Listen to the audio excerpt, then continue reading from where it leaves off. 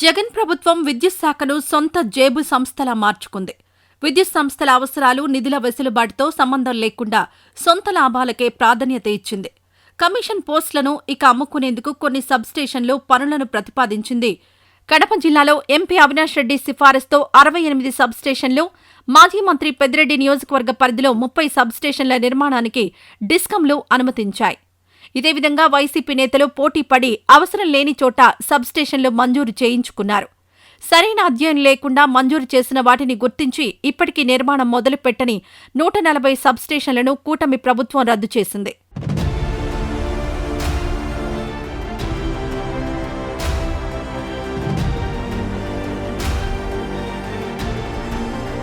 ఇక దీనివల్ల ఒక్కొక్క సబ్స్టేషన్ నిర్మాణానికి సుమారు 25 కోట్ల రూపాయల చొప్పున డిస్కంలపై సుమారు 350 కోట్ల రూపాయల మేర ఆర్థిక భారం తగ్గింది. ఏపీలో విద్యుత్ సరఫరా మెరుగుదల కోసం రానున్న 5 ఏళ్లలో చేపట్టాల్సిన అభివృద్ధి పనులపై విద్యుత్ సంస్థలు అధ్యయనం చేశాయి.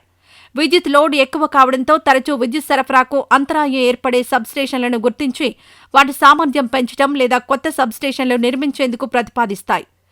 ఈ మేరకు ఏపీ విద్యుత్ ప్రణాళిక 2020-24ను రూపొందించాయి. విద్యుత్ సంస్థల దగ్గర అందుబాటులో ఉన్న నిధుల ఆధారంగా ప్రణాళిక రూపొందించి వాటి అమలుకు వీలుగా ప్రతిపాదనలు సిద్ధం చేశాయి.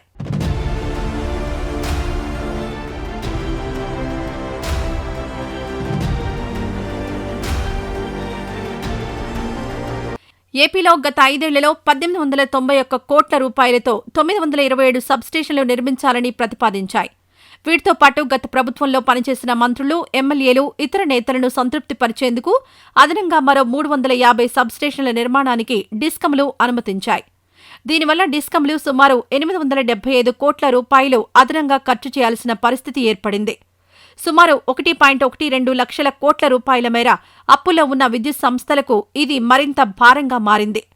గత ప్రభుత్వంలో కాంట్రాక్టర్లకు పనులు కట్టబెట్టేందుకు కమిషన్ల వసూళ్లకు సబ్స్టేషన్లు నిర్మించాలని మంత్రులు, ఎమ్మెల్యేలు ప్రతిపాదించినట్లు అప్పట్లో ఆరోపణలొచ్చాయి.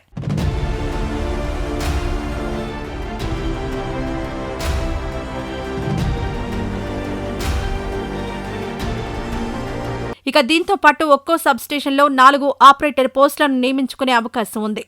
కొందరు ఎమ్మెల్యేలు ఒక్కో పోస్టును 7 లక్షల నుంచి 10 లక్షల రూపాయలకు అమ్ముకున్నట్లు ఆరోపణలొచ్చాయి. ఇలా ఒక్కో సబ్స్టేషన్పై స్థానిక ఎమ్మెల్యేకు సుమారు 1 కోటి రూపాయల వరకు లబ్ధి చేకూరితే వాటి నిర్మాణానికి నిధులు వెచ్చించడం ద్వారా డిస్కంల నిర్వహణ భారం పెరిగింది. ఆ మొత్తం ఎఫ్పీసీఏ పేరుతో ప్రజలు భరించాల్సిన పరిస్థితి ఏర్పడింది.